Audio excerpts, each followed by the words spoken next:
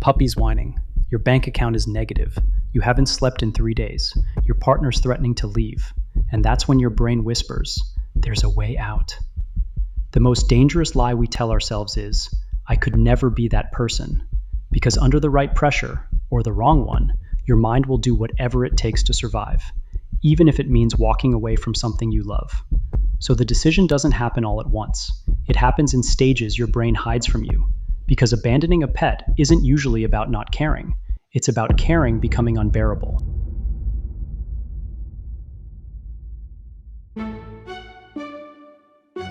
Let's rewind.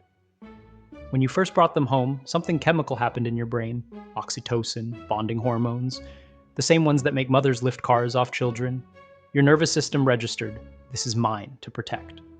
And for a while, that felt like enough. But then, something shifted. Maybe it was money. Maybe it was a breakup.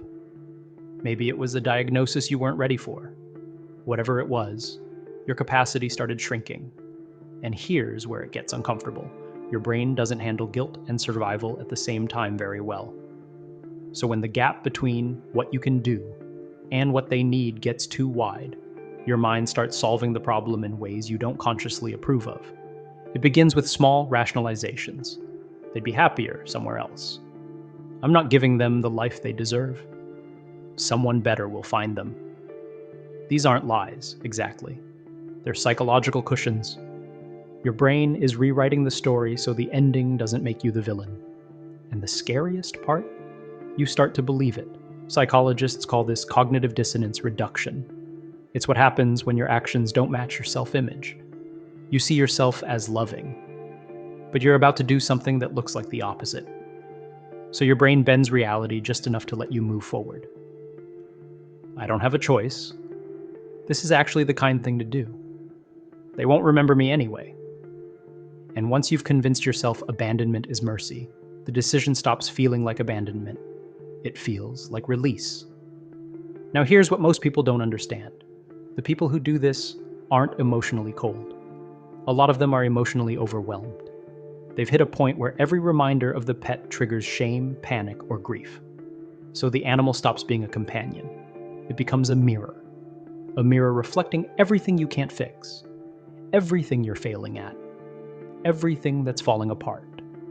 And your brain, trying to protect you from that reflection, starts whispering, if they're gone, the feeling will stop. That's the moment the logic flips. The same bond that once felt life-giving now feels suffocating. Not because you stopped loving them, because love started feeling like proof of your inadequacy. Some people drop them at a shelter and cry the whole way home. Others leave them tied to a post and don't look back. The action looks different, but the internal mechanism is often the same. A mind in survival mode, sacrificing the bond to protect the self. And the aftermath. Guilt doesn't always show up right away. Sometimes it gets buried under relief. Sometimes it waits years. But it's there. Because your brain might justify the decision in the moment, but your nervous system remembers. You remember the weight of their head on your lap, the way they looked at you like you were everything. And somewhere deep, a part of you knows. What you walked away from wasn't just an animal. It was the last version of yourself that still believed you could hold something fragile without breaking it. So no, people who abandon pets aren't monsters. They're humans whose capacity collapsed. And the most unsettling truth, capacity is flexible. It bends under pressure. It cracks under isolation. It disappears entirely when survival feels more urgent than connection.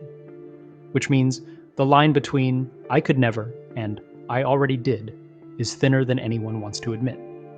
Not everyone crosses it, but everyone has the wiring. And sometimes all it takes is the right amount of pressure in the wrong direction. So here's the question. Is it really about the pet? Or is it about how much pressure you can take before you start letting go of the things that matter most?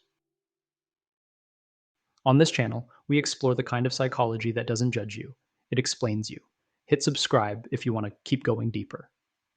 See you in the next video.